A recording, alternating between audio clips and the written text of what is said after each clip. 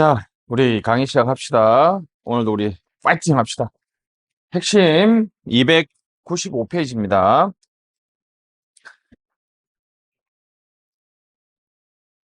우리 이제 사회 문제가 있고 그 문제에 관해서 정부가 어떻게 해결하겠다는 정책을 만든다고 했습니다. 그죠? 그럼 이제 그 정책을 집행할 조직을 설계하고 관리하고 조직 속에 일하는 사람을 우리 지난 시간에 이제 사람을 뽑고 관리하는 것이 인사행정이었으면 이제 조직 속에 또는 행정 목적을 달성하기 위해서 필요한 재정 자원, 다시 이걸 우리 뭐라 그런다? 예산이라고 합니다. 예산. 그래서 우리가 그림을 한번 그리면 이렇게 이제 사람이 들어와서 나가는 것은 인사 과정이라고 그랬습니다. 정부가 쓰는 돈을 우리 뭐라 그런다 그랬죠? 예산이라고 그랬습니다. 정부가 쓰는 돈을 우리 예산이라고 하는데 예산이 들어왔다가 나가는 우리가 이것을 예산 과정이라고 그래요. 예산 과정. 돈이 들어오는 거는 이제 우리가 세입이라 그러고 또는 수입이라 그럽니다. 그죠? 돈이 나가는 것은 우리가 세출이라 그러고 또는 지출이라고 얘기합니다. 이 예산 과정은 인사 과정과 다르게 헌법에 딱 정해져 있죠. 그죠? 예산을 편심직결 다시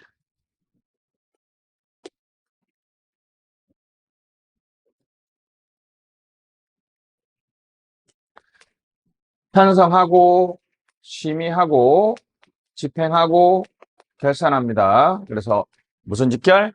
편심직결 다시 편심직결.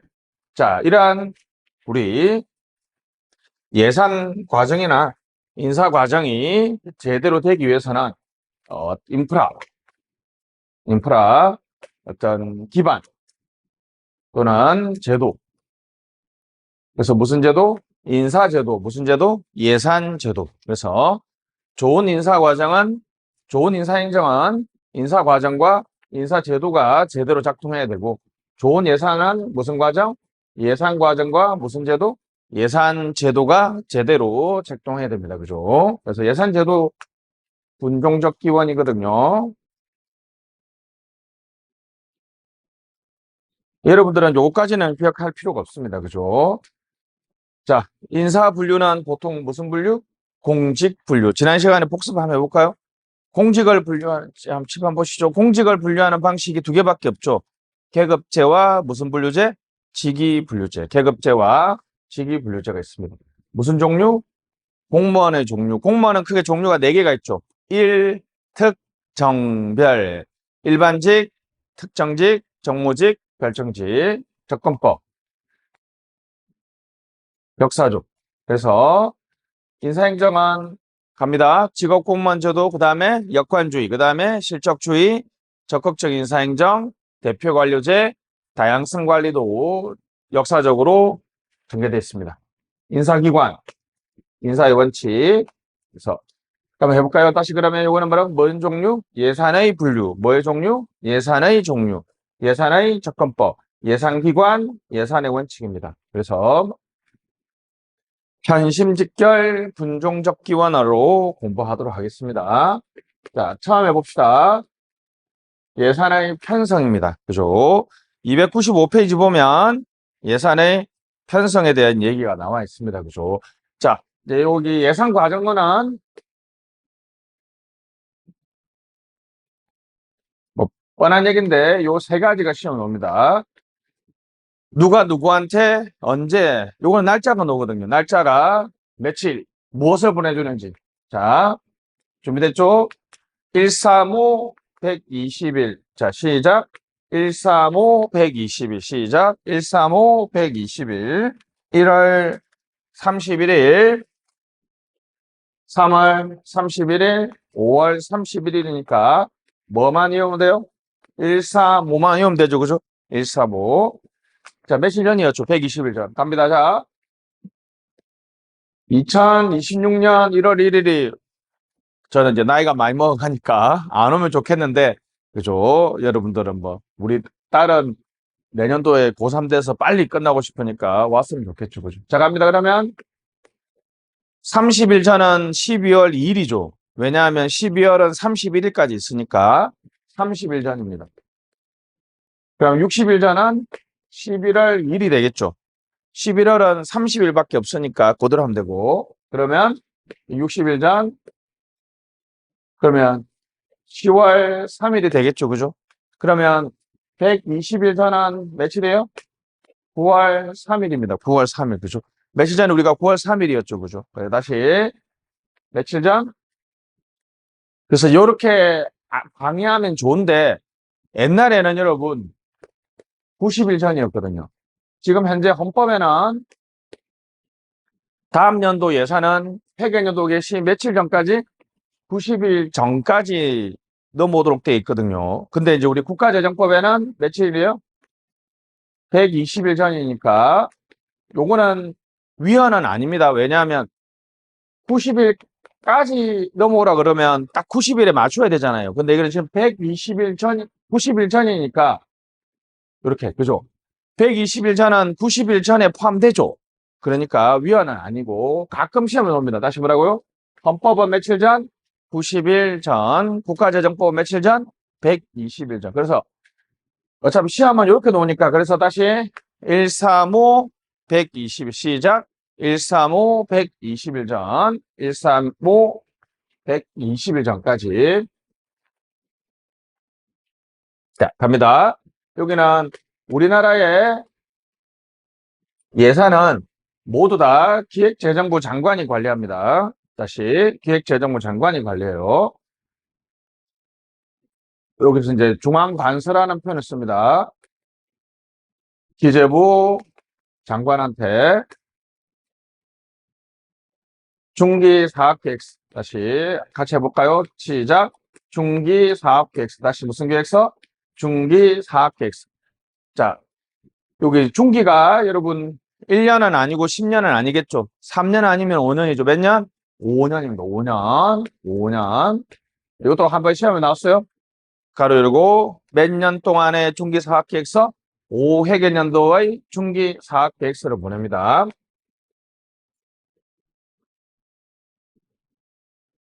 자, 요거 한 번만 설명해 볼게요. 예산에서는 무조건 중앙관서라는 표현을 씁니다. 다시 무슨 관서? 중앙관서. 왜냐하면 중앙행정기관이라고 얘기하면 우리가 19, 4, 20, 19개의 부와 4개의 처와, 3이구나. 3개의 처와 20개의 청이라고 하면 중앙행정기관인데 예를 들면 감사원이라든지 국정원이라든지 이런 데는 예산은 쓰긴 쓰는데 중앙행정기관은 아니거든요. 그래서 이제 역으로 정의합시다. 자, 국가의 예산을 사용하는 모든 기관을 총칭하는 표현은 무슨 관서? 중앙관서. 다시 예산에서만 무슨 표현을 써요? 중앙관서라는 표현을 씁니다. 그래서 우리나라의 중앙관서는 지금 현재 54개니까 요거보다 훨씬 많죠. 그죠? 다시 중앙관서는 예산을 쓰는 모든 기관을 다 부르는 말은 무슨 관서? 중앙관서입니다. 그래서 예를 들면 예산을 관서별로 분류한다라고 했을 때, 이거는 무슨 뜻인지 아시겠죠? 좀 맞출 수 있겠어? 우리나라의 예산을 가장 많이 쓰는 부처는 드디어 내년도 예산이 700조가 넘었습니다. 700조가 넘었습니다. 근데 우리나라의 GDP가 한 2100조가 넘거든요. 하여튼 우리나라 GDP의 한 30% 사용합니다. 아무나 찍어봐, 준. 3등입니다. 현우야, 우리나라 예산 가장 많이 쓰는 부처. 국방부가 원래 90년대까지는 1등이었죠. 왜냐하면 남북 대치 상황이니까. 지금 3등인가 4등이야. 많이 써요. 윤정. 말하면 다 압니다. 우리 요즘 사회복지 예산을 많이 쓰죠. 보건복지부가 한 50조 정도 씁니다. 50조. 그다음에 2등이 특이해요. 2등이 교육부거든요. 한 45조 정도 씁니다. 금액은 좀 틀릴 수 있어요. 그죠? 왜 교육부가 많이 쓸 것 같아? 교육부는 좋은 의미가, 교육부는 이해 안 되잖아. 학생이 줄잖아. 근데 왜 예산은 많이 써? 선생들은 그대로잖아. 선생. 우리나라의 공무원 중에 40만 명이 교사라 그랬죠. 우리나라 공무원 중에 가장 많습니다. 그죠? 그 다음에 국방부 이렇게 쓰고 있습니다. 그죠? 그래서 관세별 분류를 하면 어느 부처가 돈을 많이 쓰는지를 볼 수 있죠. 그죠? 근데 우리나라에서는 관세별 분류가 의미가 있는 게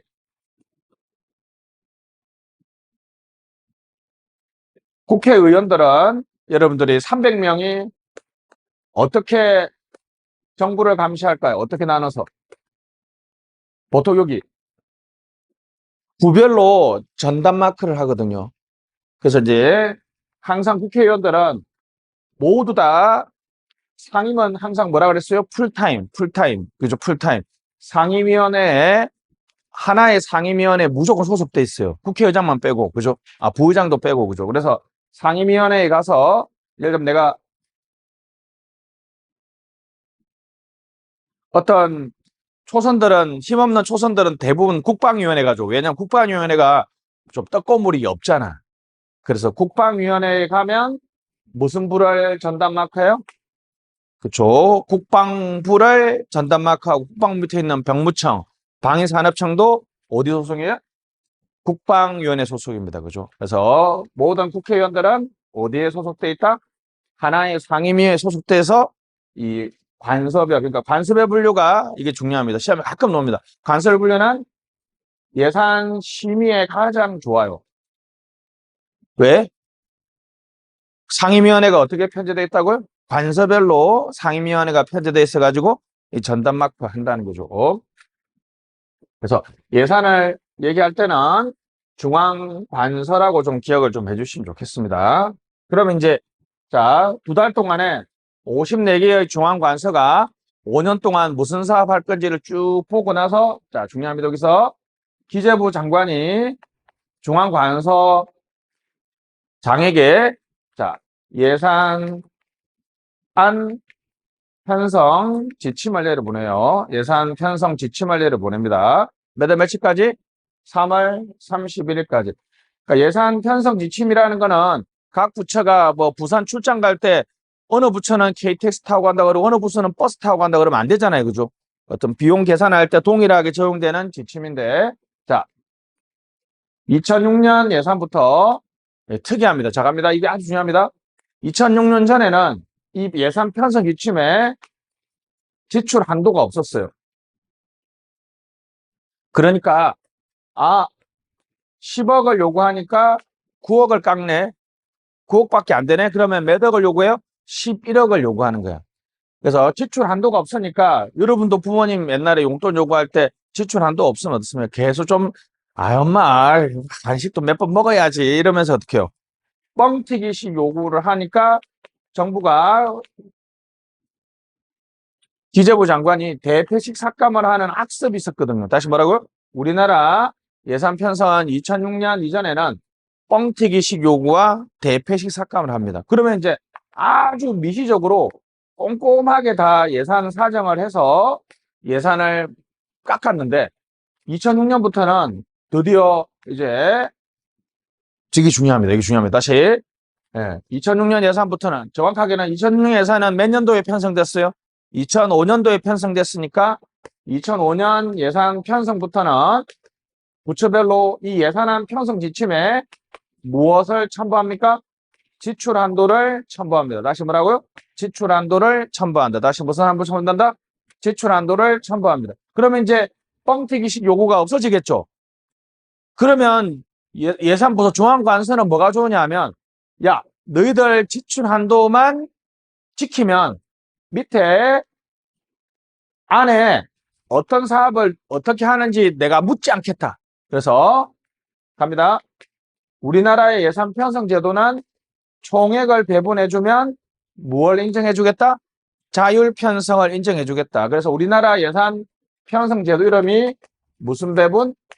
총액 배분 자율 편성입니다. 다시 무슨 편성?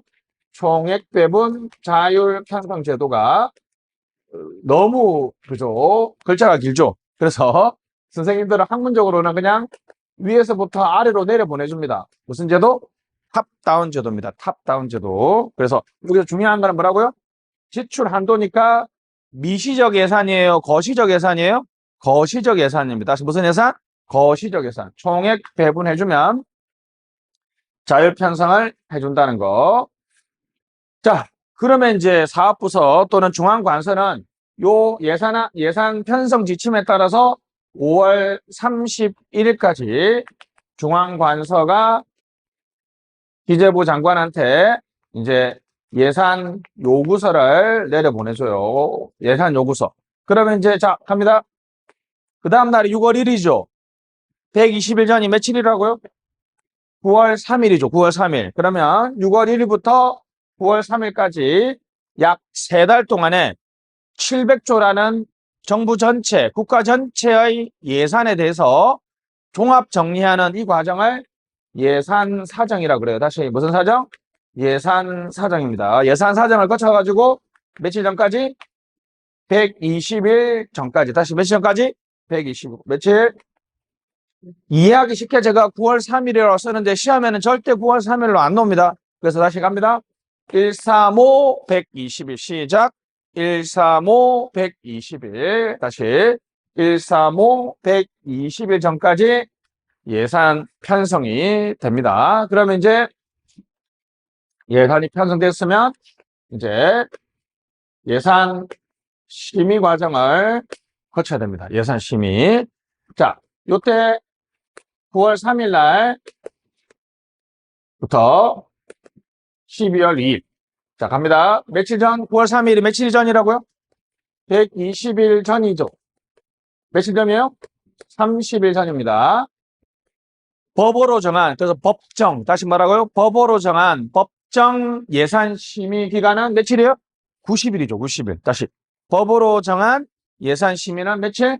120일에서 30일 빼면 90일이죠. 석 달입니다. 석 달. 자, 갑니다. 예산 심의를 하는데 요 원래대로 해볼게요. 원래대로 하면 여기 올해도 안 적혀졌죠. 원래대로 하면 자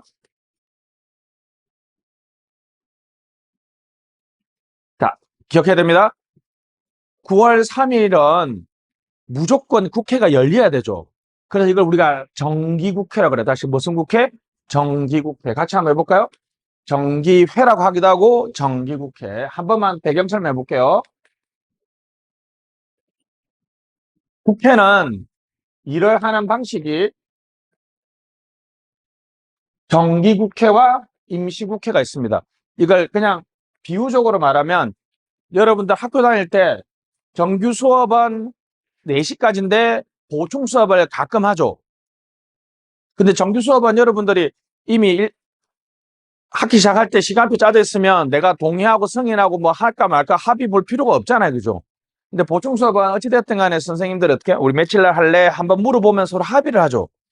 그래서 임시국회는 여야가 합의를 해야지 열릴 수 있거든요.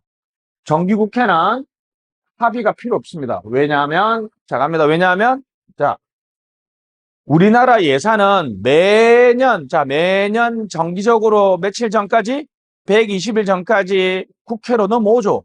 그러면 국회가 매년 정기적으로 그날 열려야 되잖아. 그러니까 무슨 국회라고요? 정기국회야, 정기국회. 자, 원래 원칙은 정기국회 개회 전에 국정감사를 해요. 국정감사. 국정감사는 전반적이고 정기적으로. 자, 예를 들면 국정조사와 국정감사의 차이는 뭡니까? 자, 국정감사는 여러분들이 들어봤던 것처럼 감사, 공무원 국업 시험 문제 매년 오는 거. 대상과 보상, 감사와 조사, PP와 해피. 윤정, 누구야? 골라봐. 뭐 할래?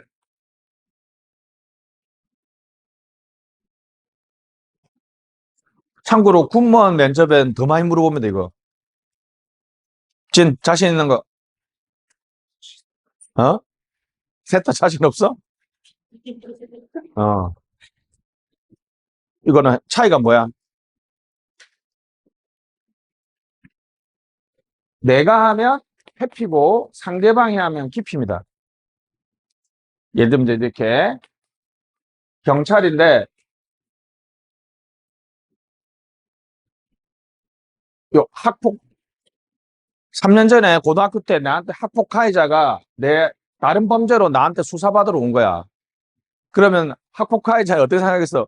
얘가 나한테 엄청나게 형량을 세게 때릴 수도 있잖아. 그러면 얘가 뭘 신청해? 이 경찰관은 나하고 사적 이해관계가 있으니까 이해 충돌이 발생할 수 있잖아.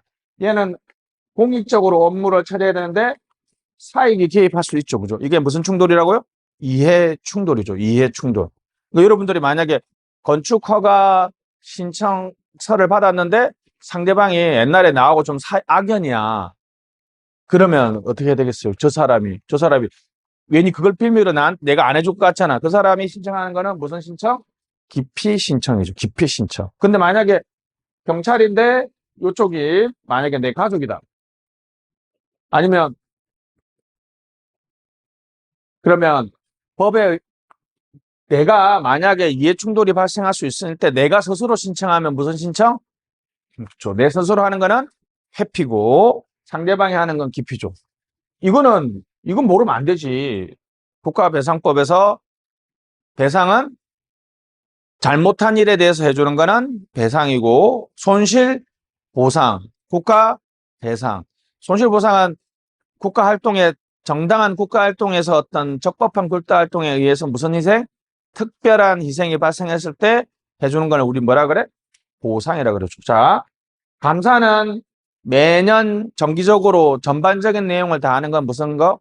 감사입니다. 조사는 부정기적으로. 예를 들면 내란에 대해서 국회가 하는 거는 내란이라는 특정한 거에 대해서만 하는 거니까 국정조사죠.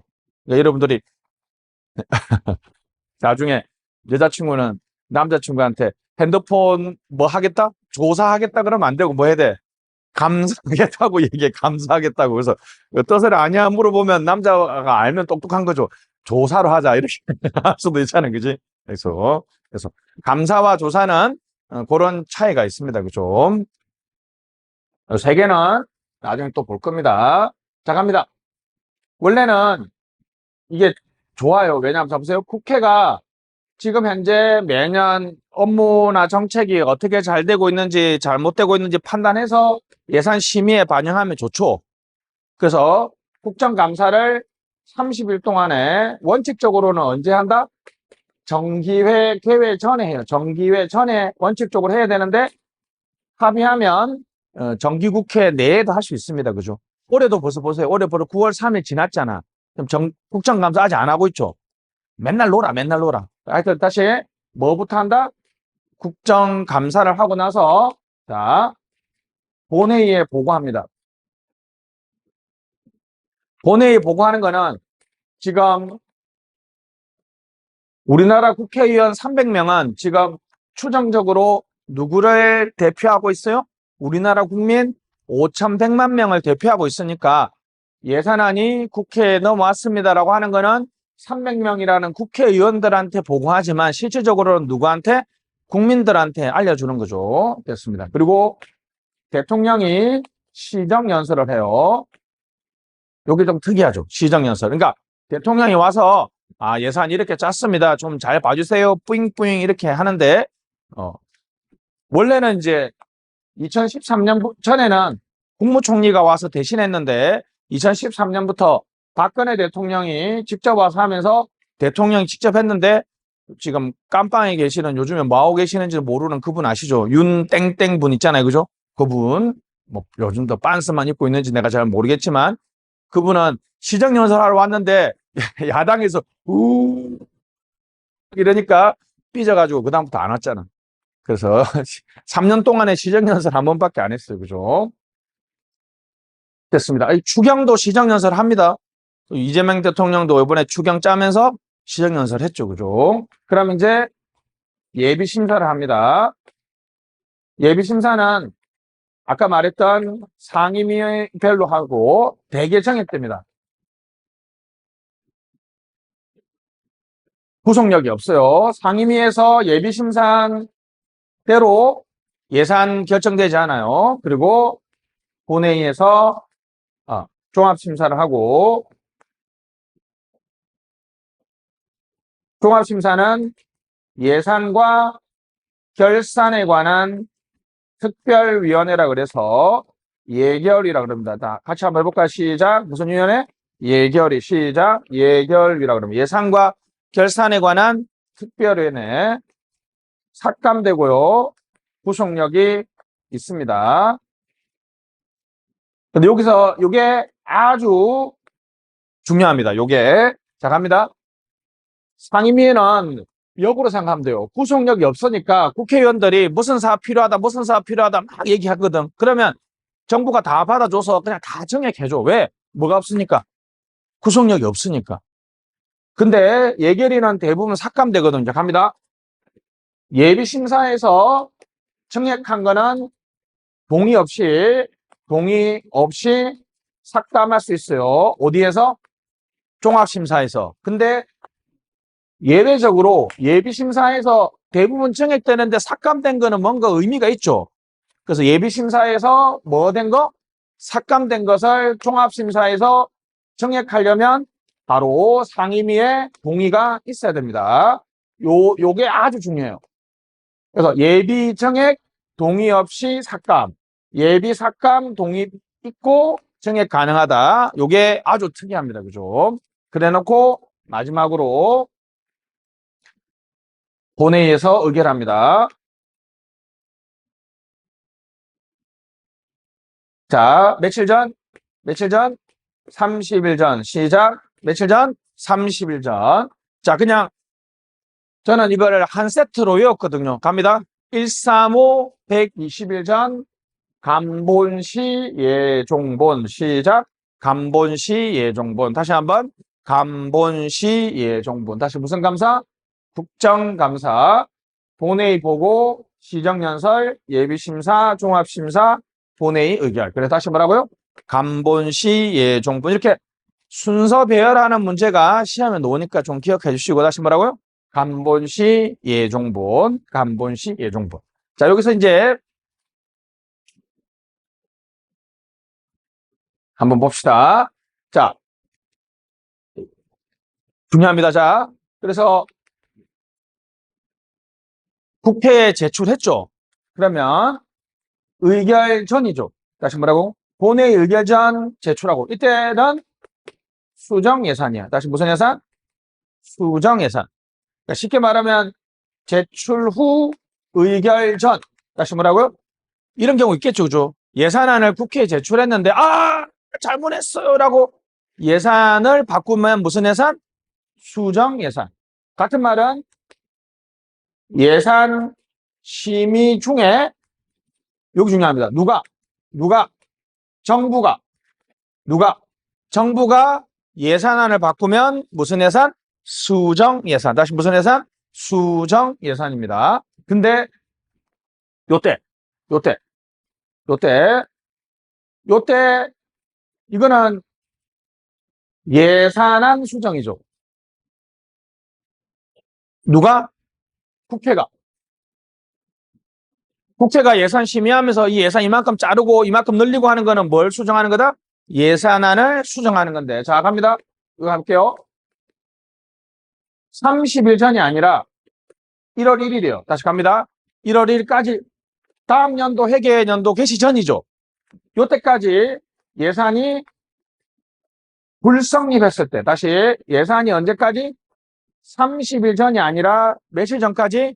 다음 연도 회계연도 개시 전까지 예산이 성립하지 않았을 때는 전년도에 뭐 해서? 준해서. 다시 무슨 해서? 준해서.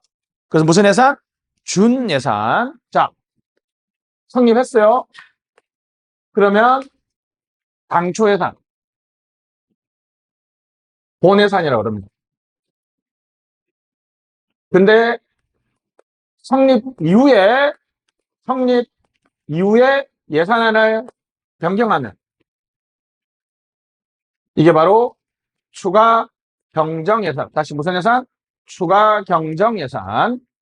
일반적으로 여러분들이 추경 이런 말 들어봤죠? 자, 갑니다.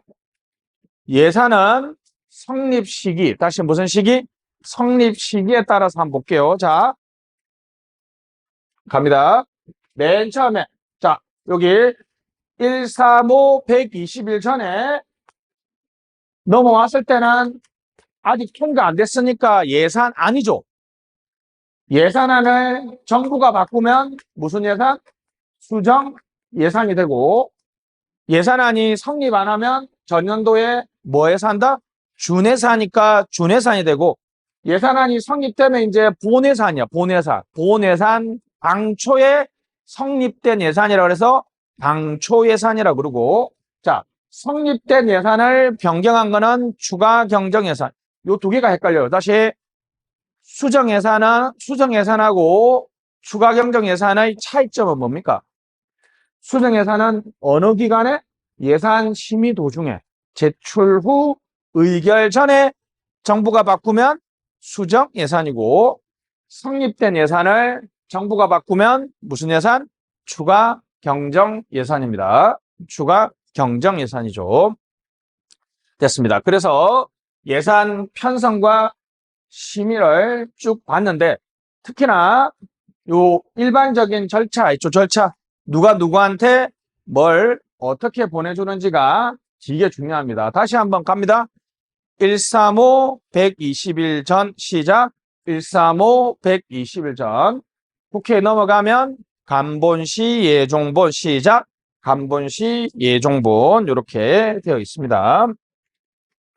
자, 본문의 내용 한번 봅시다. 296페이지 넘어가시고 296페이지 봅시다.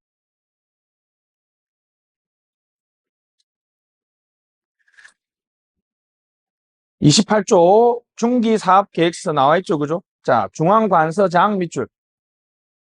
중앙관서장 1월 31일 밑줄. 5회계년도 이상 동그라미. 중기사업계획서 밑줄. 기재부 장관 제출 밑줄. 자, 기재부 장관은 국무회의 심의 대통령 승인. 3월 31일까지 중앙관상에 통합. 국무회의 심의 대통령 승인을 제가 앞으로 국심대성이라고 할게 알았죠? 국심대성. 다시 뭐라고? 국심대성. 국무회의 심의 대통령의 승인을 거쳐서 하고, 자, 바로 29조의 2항이 중요하죠. 그죠? 진한 것이 나와 있죠? 예산안 편성 지침에 중앙관서별 지출 한도를 첨부한다고 돼 있죠? 그 밑에다가 총액 배분이라고 써보세요. 총액 배분.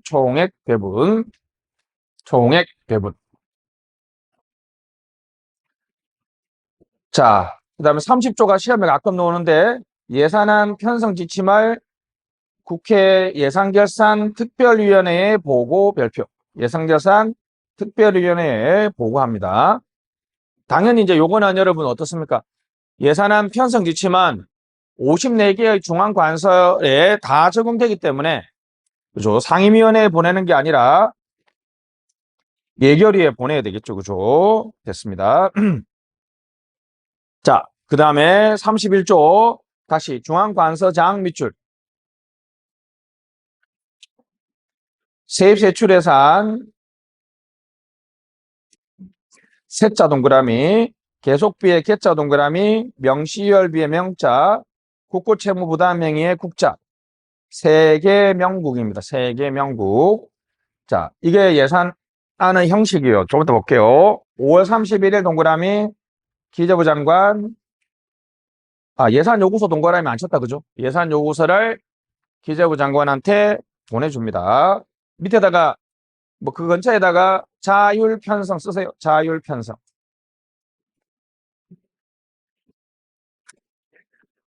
그래서 우리나라 예산 편성 제도 이름이 뭐라고요? 총액 배분 자율 편성 제도죠. 총액 배분 자율 편성 제도. 자, 31조 예산 요구서에는 예산 편성 관리 기법을 적용해야 된다고 나와 있고, 31조에 보시면 끝에 수정 보완. 수정 보완. 당연히 여러분 예산안 편성 지침과 다르면 야 바꾸라고 할 수 있겠죠, 그죠? 수정 보완할 수 있다. 수정 보완할 수 있다. 자, 그리고 예산안 됐습니다. 국무회의 심의 밑줄 대통령이 승인 32조 국무회의 심의 대통령이 승인을 거쳐서 드디어 나와 있죠. 33조 며칠 전까지 120일 전. 위에는 9월 3일이라고 쓰시고 밑에는 광역 땡땡 쓰시고 기초 땡땡. 근처에다가 쓸 게 많다, 그죠? 헌법은 90일 전이죠. 헌법은 90일 전이라고 쓰시고 헌법은 90일 전입니다. 그러면 인천시의회에 며칠 전까지 예산을 제출하느냐 하면 광역은 50일 전 쓰시고 50일 전, 기초는 40일 전입니다. 광역은 50일 전, 기초는 40일 전입니다. 이것도 시험 맨날 나옵니다. 자, 35조 보시면 정부는 동그라미, 국회에 제출 후 밑줄, 일부를 수정 동그라미, 수정 예산 안 별표, 수정 예산입니다. 이쪽 밑에다가 추가 경정 예산 써보세요. 추가 경정 예산은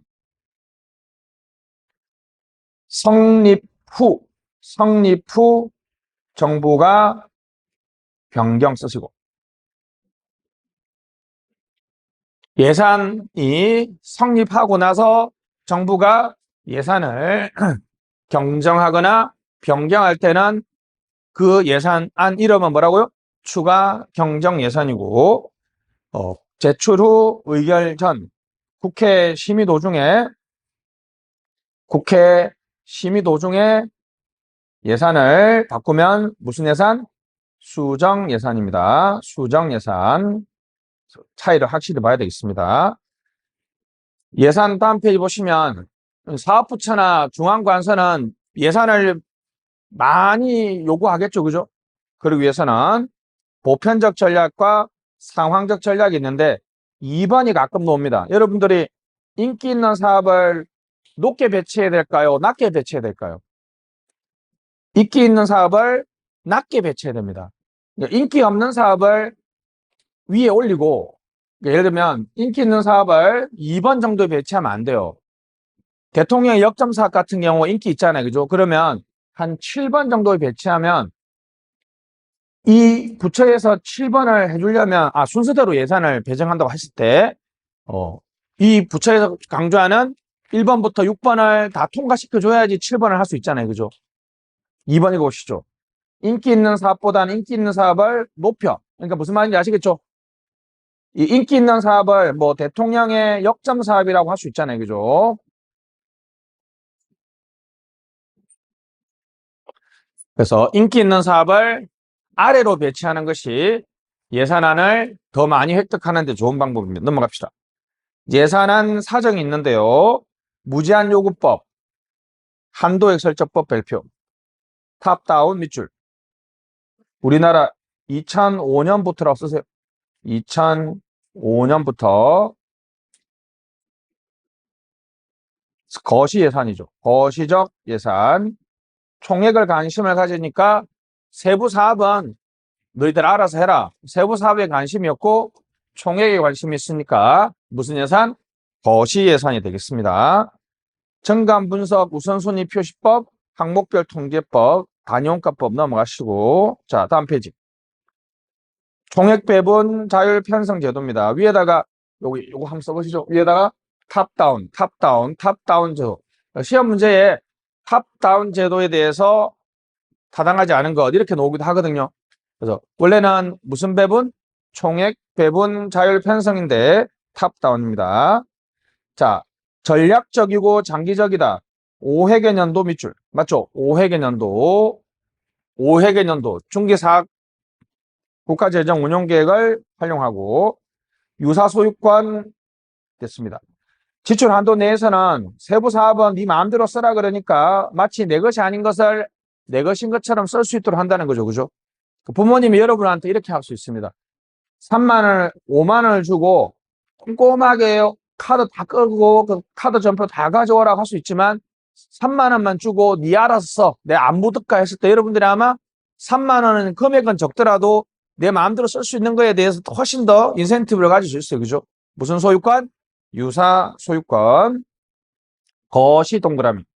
총액 동그라미. 그래서 4번. 그전에는 우리 예산 편성과 예산 사정이 어떻게 딱 뻥튀기식 요구와 대패식 삭감이었잖아요. 그죠? 이제 이런 점정주의 예산 편성을 탈피한다. 됐습니다. 예산 기구의 역할 변화. 옛날에는 기획재정부가 악역을 담당했는데 이제 총액만 분석 밑줄.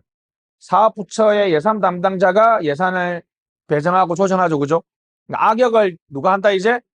기재부가 하는 게 아니라 사업부처의 예산 담당자가 악역을 합니다. 이걸 역할 분담이 조정됐다. 이 6번 포함 범위의 광범위성은 이 지출 한도는 일반에게 특별에게 기금을 모두 포괄하기 때문에 옛날에는 일반에게 따로 특별에게 따로 기금 따로라는 칸막이식 재정 운영이 탈피되고 됐습니다. 근데 이제 7번, 8번은 7번은 너무 뻔한 얘기고요. 8번은 넘어갈게요. 단점에서 1번이 엄청 많이 나옵니다. 과연 이 총액에 대한 공감대가 없어요. 지출 한도에 대한 갈등이 발생. 왜 우리 부처는 10조밖에 안 되느냐? 왜 우리 부처는 20조냐에 대한 공감대를 형성하기 어렵다는 거죠. 그리고 3번 부처 자율에 대해서 예산 통제, 즉 성과 관리가 어렵다. 그죠? 성과 관리가 잘 안 될 수도 있고요. 나쁘게 보면 4번 같이 될 수도 있어요. 한도 내에서 자율적으로 쓰니까 부처 장관들이나 의원들이 자기 관심이 높은 예산 또는 자기가 다음에 출마할 지역에 예산을 많이 쓰는 이런 문제가 발생할 수도 있습니다. 그죠? 그래서 의원들의 관심이 높은 예산 사업을 소규모하거나 우선순위를 낮게 설정하는 전략이 사용되기도 합니다. 자, 그 밑에 보시죠. 자, 헌법은 며칠? 90일. 자, 지방광역은 며칠? 50일. 기초는 며칠? 40일. 예산 의결은 30일, 15일, 10일. 30일, 15일, 10일. 30일, 15일, 10일입니다. 자, 기획과 예산은 넘어가시고. 자, 우리나라에서 다음 6번. 국가재정 운용계획. 미드텀. 미드텀이 이제 중기죠, 중기. 익스펜디처, 지출. 프레임워크이라는 게 어떤 틀인데 우리가 계획이라고 할 수도 있죠. 그죠? 국가재정 무슨 계획? 운용계획. 국가재정 운용계획입니다. 중장기적 재정 운영을 수립해서 국회에 제출 동그라미. 중장기니까 빼내서 몇 년이겠어요? 5년이죠. 5년. 5년입니다.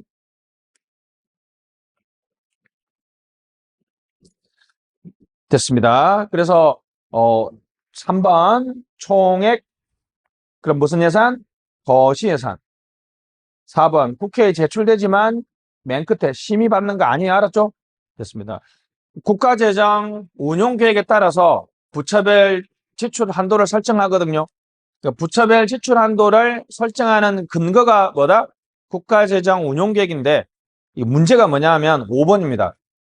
그래서 부처별 지출 한도에 구애받지 않습니다. 국회 예산 심의 밑줄. 그러니까 국회가 예산 심의할 때 부처별 지출 한도에 구애받지 않기 때문에 요게 상당히 큰 문제죠. 그죠? 기껏해서 지출 한도 맞춰서 예산 짰는데 국회에 심의할 때 지출 한도를 넘어가기도 한단 말이죠. 그죠? 그런 게 문제가 됩니다. 5번이 상당히 중요한 질문입니다. 지출 한도에 국회 심의는 구속받는다, 안 받는다? 안 받는다. 됐습니다. 국가재정 운용계획은 넘어가고요. 롤링 플랜. 요것만 체크해 주시죠. 1년이 지나면 수정 보완, 1년 유지, 동일기간 유지. 그래서 우리나라의 국가재정 운용계획은 이렇게 되어 있습니다. 이렇게. 지금 현재는 국가재정 운용계획이라고 해서 올해가 25년이죠. 26, 27, 28, 29, 30 이렇게 되어 있습니다. 이렇게. 몇 년짜리예요? 5년짜리죠. 그러면 이제 이렇게 해서 25, 26, 27, 28, 26, 7, 8, 9 이렇게 30 이렇게 돼 있잖아요. 그죠? 1년, 2년은 이렇게 꼼꼼하게 짜고 3년은 대충 짜요. 그러니까 1년, 2년 그대로 되면 어떻게 하겠다. 근데 만약에 25년이 지나면 몇 년? 30일. 내년에는 26, 3일이겠죠. 그러면 또 26년이 지나면 30일. 다시 1년이 지나면 1년을 추가하죠. 그러니까 다시 롤링. 말 그대로 어떻게 해요? 계획이 계속 굴러가죠. 롤링 플랜의 아주 중요한 특징이 두 개지. 뭐라고요? 항상 5년을 유지합니다. 몇 년? 항상 5년을 유지해요. 맞죠? 그리고 매년 수정 보완하죠. 맞죠? 매년 수정 보완하면서 동일 기간을 유지하는 계획을 무슨 플랜이라고 그런다? 연동계획 롤링 플랜입니다. 롤링 플랜. 국가재정운용계획은 넘어가시고, 자, 의무지출이 있습니다. 요거 한번 시험에 나왔거든요. 자, 지방교부세 밑줄, 지방교육재정교부금 밑줄, 외국 밑줄, 국제기구 밑줄, 국제조약, 일반적으로 승인된 국제법규 지출, 그 다음에 이자. 자, 우리나라의 의무지출은 요 세 개입니다. 다시 지방교부세, 지방교육재정교부금, 조약과 국제법규에 대한 지출, 그 다음에 이자가 있습니다. 자, 독립기관입니다. 독립기관 예산 편성은 헌법상 권력 분립 원칙이 적용되는 국회, 대법원, 헌재, 중선이고 감사원은 국가재정법에서만 약간의 인정됩니다. 알았죠? 자, 갑니다. 동그라미 1번. 편성 동그라미. 편성만 동그라미 쓰세요. 존중 동그라미. 조정 동그라미. 미리 협의.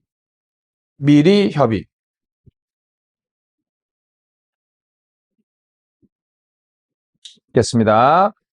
그다음에 2항에 보시면 감액 동그라미. 의견 밑줄. 그 다음에 밑에 의견 국회 제출.